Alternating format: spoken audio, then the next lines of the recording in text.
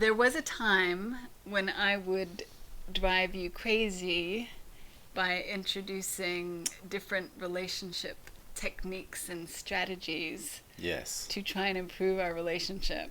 Yes. I remember some of those. What was your most annoying one? Oh, the soul gazing. Why do you say it like that? It used to do my head in. Because it just felt so contrived and awkward, and it was so out of kilter with my feeling, which was generally seething. Soul gazing as a technique was never really brought into the equation unless we were having some kind of major challenge. So if we were having a major challenge, I was probably seething. So the thought of gazing into your soul, just, it just didn't, I don't know, it was just impossible because I was so stuck in my upset. I don't know, maybe I just didn't have the wherewithal to allow myself to transcend that seething part of my experience and get into the glorious oneness of the soul. Well, it's just funny because I have no recollection of asking you to soul gaze when you were angry once. Well, I don't know. I know. Well, I don't know. Maybe at the time I concocted this whole image in my head, this whole experience that it was going to be absolutely awful. So I lived in abject fear of having to do it. I know that we definitely did it. Maybe we did it in more of a controlled environment and were presented with this idea as this is something you can do at home. That's exactly what we were. And I lived in abject fear. I'm sure we definitely did it at home. I'm starting to recall now. But not when you were angry. No, but I felt angry by virtue of the fact that we were having to do it. Oh, so I would ask you when you weren't angry, and then you would become angry when I would ask you to do it? I think, to be honest, and I don't even know if I want to put that out there, in the vlogosphere, as it were. What? But we may have even tried it as a precursor to to having sex. I remember that. I think those are the only conditions that, God, if I feel like I'm going to get my wicked way, I better try this on for size. I'll try anything, really, at this point at that time. So I think I remember going through the motions of doing it. It just... Oh. And you were seething?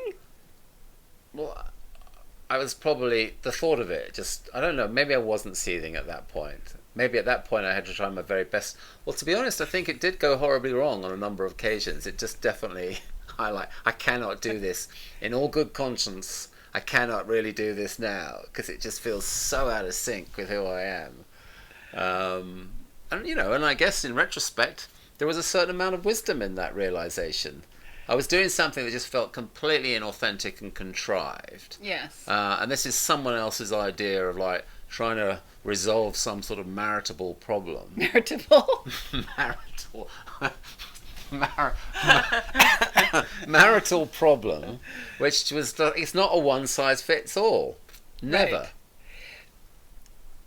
This wasn't meant to be about this specific technique. It wasn't meant for me to go off on a rant. No, and I'm feeling like I have to defend myself in terms of, if you look at it from some perspective, soul gazing before sex might not be a bad idea. Yes, if it was like something that organically came into one's framework of thinking. But to like feel like this is what you have to do, just I don't know, it just didn't make sense. I can see it must have felt like you had to jump through hoops to get what you wanted. Yeah, and I was willing to jump through those hoops, but that was a hoop too far for me.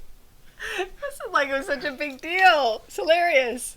Well, it is hilarious to think back on it because it seems so ridiculous as a concept. It's hilarious that you have such an aversion to it.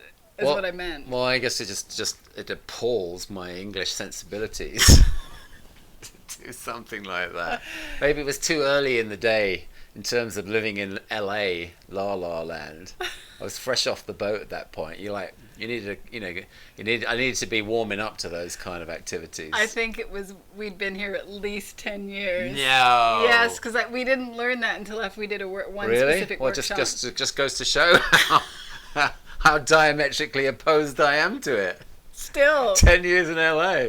Anyway, what I was wanting to talk about was how, when things would go wrong in our relationship, I would think that we would need to use certain strategies and techniques to improve our relationship, and namely to change you, because I thought you needed improving, and how it would go horribly wrong. Yes. Is obviously that example. Yeah. And that ultimately what I wasn't seeing at the time was that the issue wasn't with our relationship, and the techniques and strategies didn't work because of that.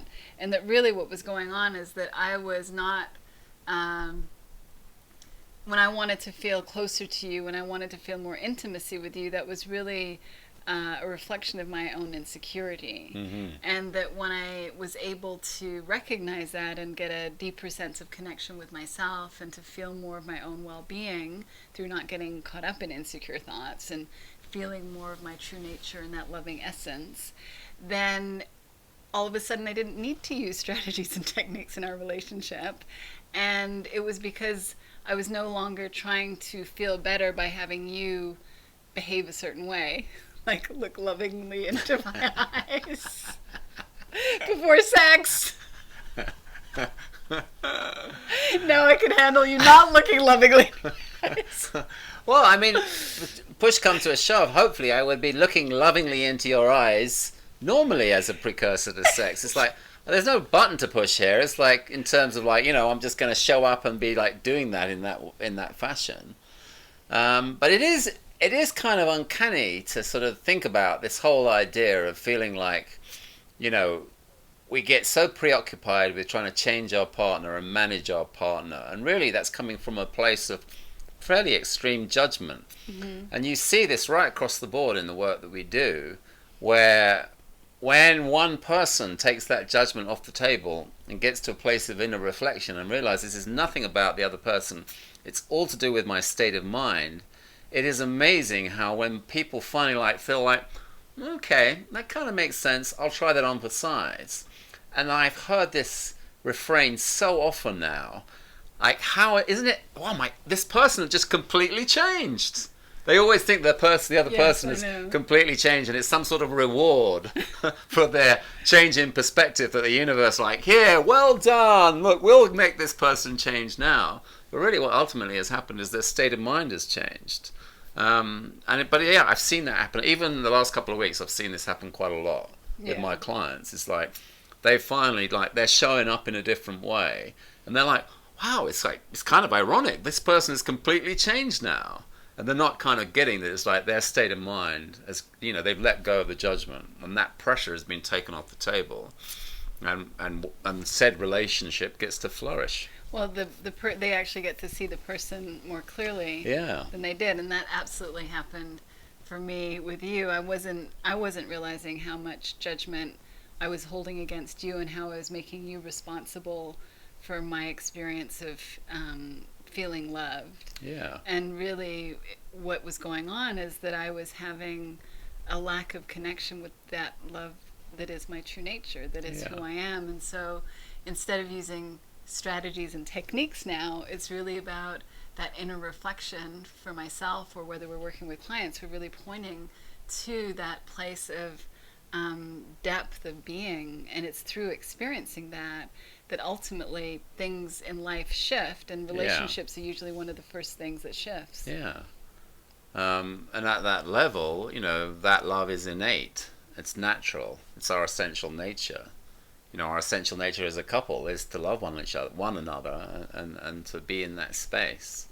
So anything that we try and bring to the table that's manufactured is automatically putting us into the realm of our rational mind, trying to figure out a way to correct this problem, when there is no problem. It's all just an illusion. Well, absolutely, and that I was trying to manipulate you into behaving a certain way, Right. so that I could feel loved, when ultimately all that was going on is that I wasn't connected with the love I inside. probably felt like some sort of some sort of virtual some sort of robot or something. You could program and press all these buttons. I was your sex toy. It's like Woody Allen, was that movie? That's right. That egg, what was that I think movie? it was called. I don't know what the movie was called. I think it was called an Orgasmatron or something. You didn't want to be that. I didn't want to be played in that way. I want to show up and do my thing. Be my pure, honest self. That's right. Yeah. That's who I fell in love with. Exactly. Yeah. All right. Well, I hope this has been helpful. It's been very eye-opening to me. Have a good weekend. Have Take a good care. weekend. Bye. Bye.